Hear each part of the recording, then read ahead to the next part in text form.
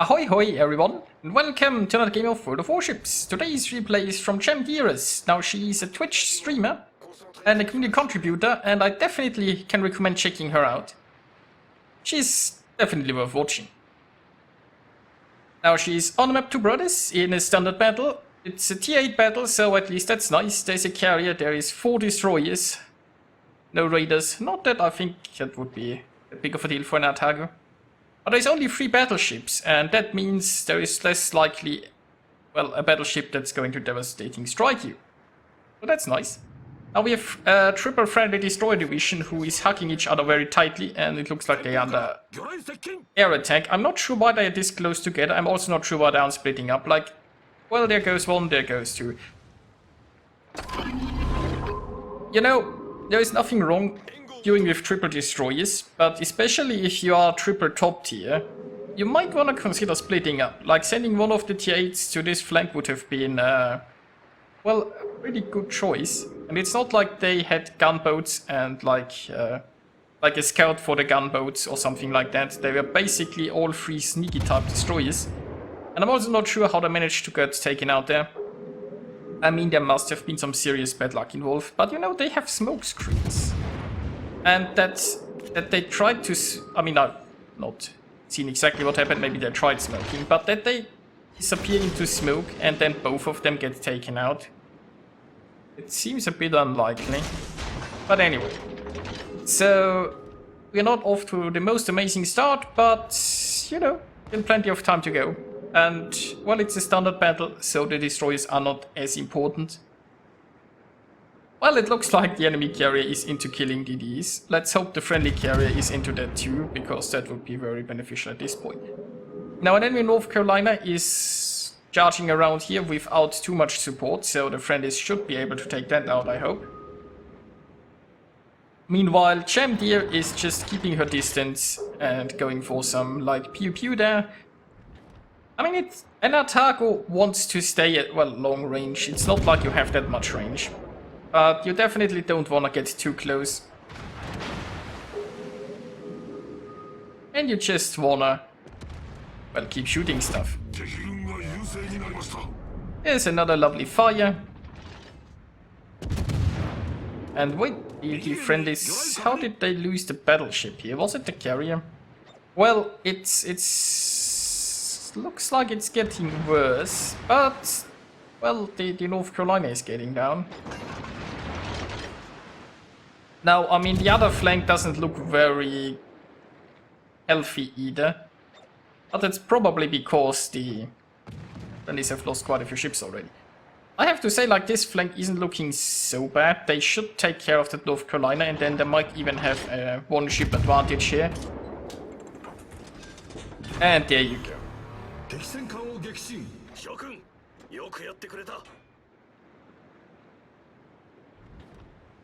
Now, we still know very little about the whereabouts of the enemy destroyers. We know there is 2 on the other flank. There is still 2 unknowns. I mean, there always should be at least 1 here. Now, the friendly carrier doesn't seem to be that much into sinking destroyers, because so far I think he has just mostly gone after other ships. Well, there is a Fubuki. And that was a lovely salvo against the Fiji. Now armor piercing is getting loaded here. Looks like the Fiji is trying to angle there. What a shame.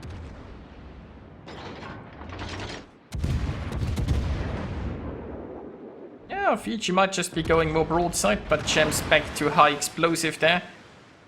Which would be rather lovely against those destroyers.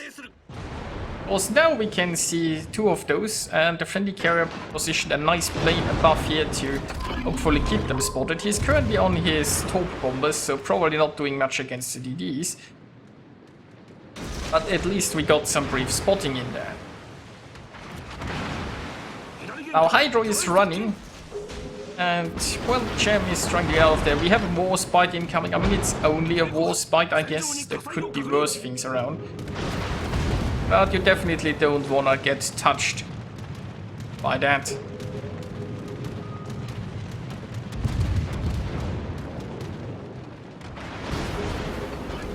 Now it looks like the enemy team is very aggressive here on this side. On the other flank, not sure where the Richelieu is going. Like, why isn't he, like, helping over there?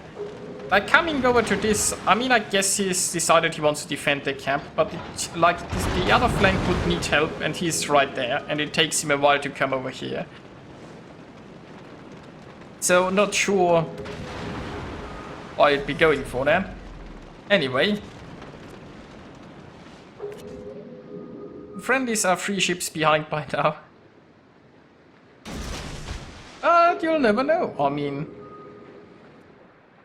comebacks do happen. Like, there is a Fiji, and that Fiji is in a prime position to get sunk. So that Fiji is probably just trying to win hard at this point, because I'm not sure why the Fiji is charging in here. I mean, it's a Fiji, even without battleships, and I mean, he might be charging in front of the guns of Richelieu. But the cruisers can absolutely, without a problem, just sink an open water Fiji.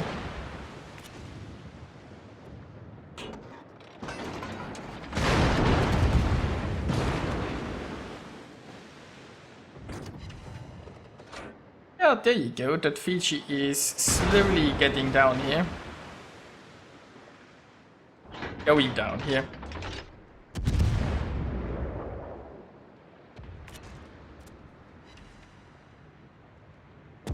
And I think Fletcher is using her torpedo indications to just check the exact speed and course of the Fiji, which is always a good thing to do when you have torpedoes. If you aren't sure how fast an enemy ship is going, just quickly switch to your torpedoes and look at the indicator.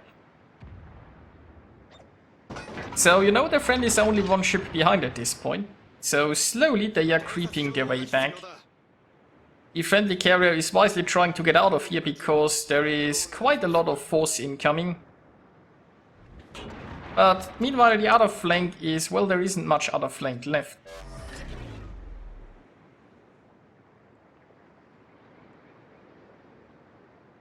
And well, down goes his arm. That leaves the Asasha there. The Asasha should definitely get out of there. He can't fight off those guys. I mean, the Asasha was in a pretty bad match. Like, there were so few battleships around. And well, battleships and carriers are the only thing an Asasha could top. And the Asasha isn't the best gunboat out there. So, was never in a really good position, I guess.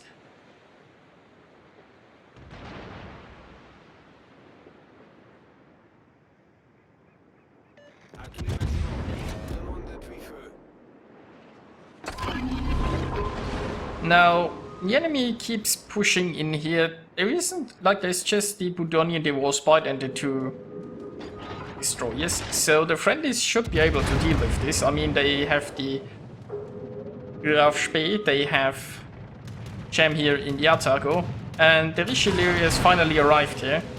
The destroyers might still be a problem, but the carrier could potentially help with that.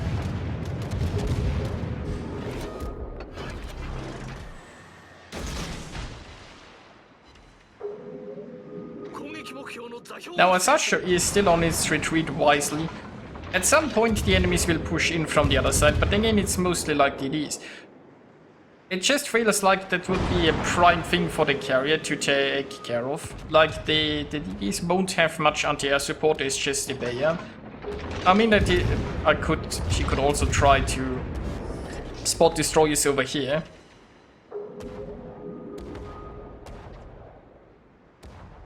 But he should definitely try to go after DDs.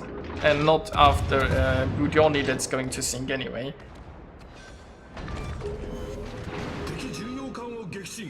So, there we go. One less enemy around. Still not the best situation for the friendlies, I guess. But they might just be slowly getting there.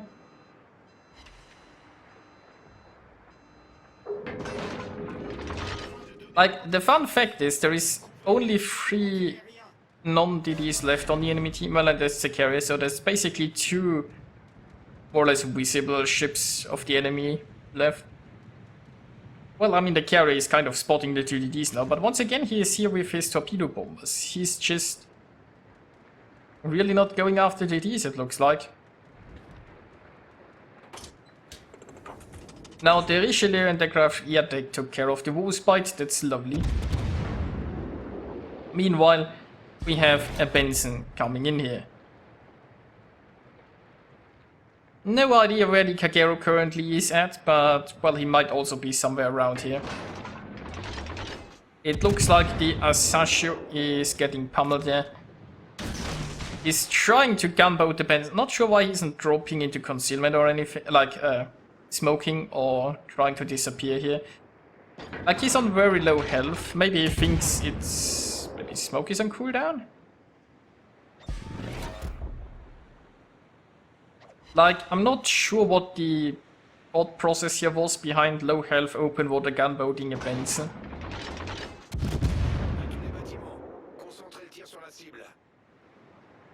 I mean, maybe he could have, maybe he was out of smokes and he was like, you know what, I mean, I can't top anything anymore in this game anyway, so I might just have to gunboat. Who knows?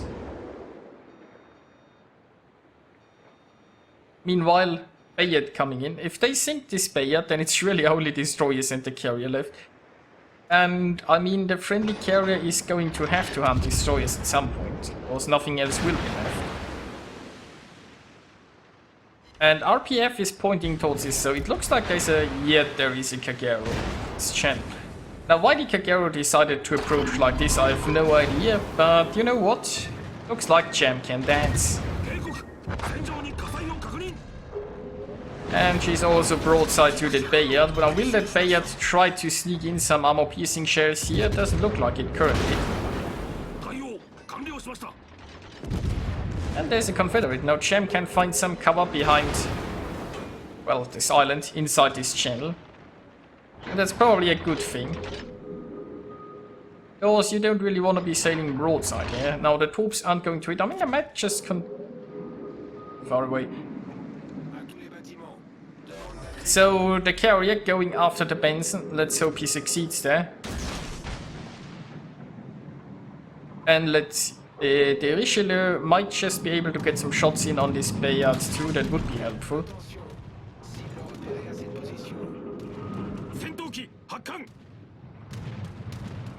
The torps are going to miss, but... oh, the carrier is also getting in on the fun here. Like, I'm just watching if there are any Richelieu shells coming this way, but it doesn't look like it. It seems like that would be a prime target to shoot, wouldn't it? Oh, there are the shells. Didn't do too much, but we've got the lovely fire. Can he damage con? No, he can't. And there's a Kraken. Now the friendlies have a slight lead now. Finally, they've managed to get a little bit ahead, but there is still plenty of destroyers left. Now the Benson is getting close to the Saipan, but the Benson should be rather low at this point. So the Saipan should be able to deal with 500 hit points. But there might be torps on the way, so it might also result into a trade. Meanwhile, Jam is just trying to extract herself off this channel.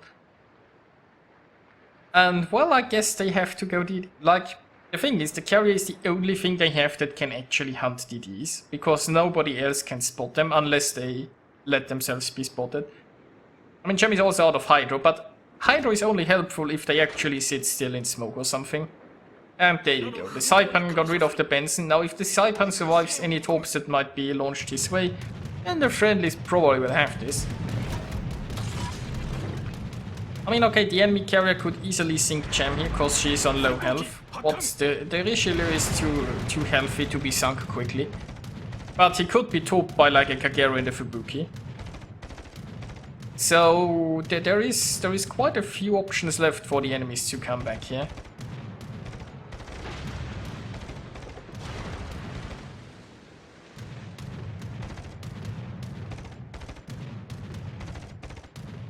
Well, looks like Jam's going to live for now. I guess Jam could also get topped, we don't know. Like, the enemy destroyers could also go in here and try to contest and camp just to overtake the friendlies by points.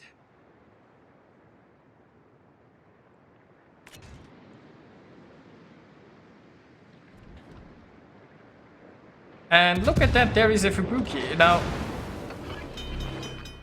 I guess in desperation the Fubuki decided to open water gunboat against an Atago with rather Well, let's just say this wasn't unexpected.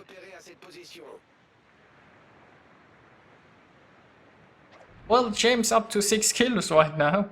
Over 1 million potential damage, so rather lovely.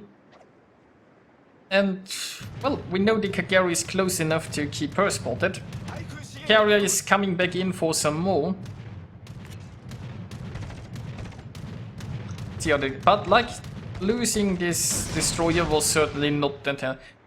Is the carrier really going after the enemy carrier instead of going spotting for the Kagero? I mean, this friendly carrier really tries so very, very hard to not do anything against destroyers. It's kind of sad.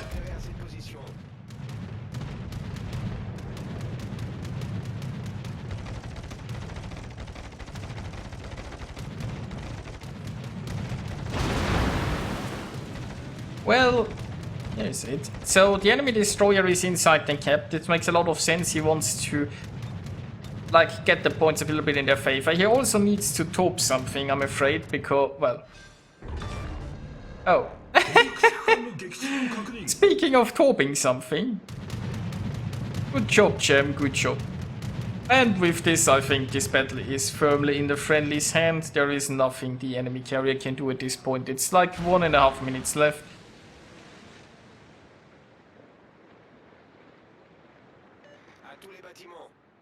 So, let's just lock the camera, increase the speed. I don't think there will be much happening in the last minute. One region CV. I'm not so sure about that.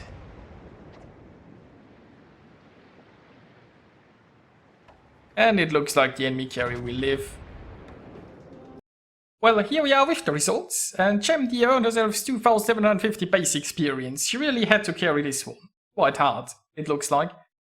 Also, like, the Richelieu scored pretty high, but I should remind you that he also abandoned the flank where he was sorely needed to sail halfway across the map to the other side, and that he survived fairly healthy, so he didn't do an awful lot of tanking there.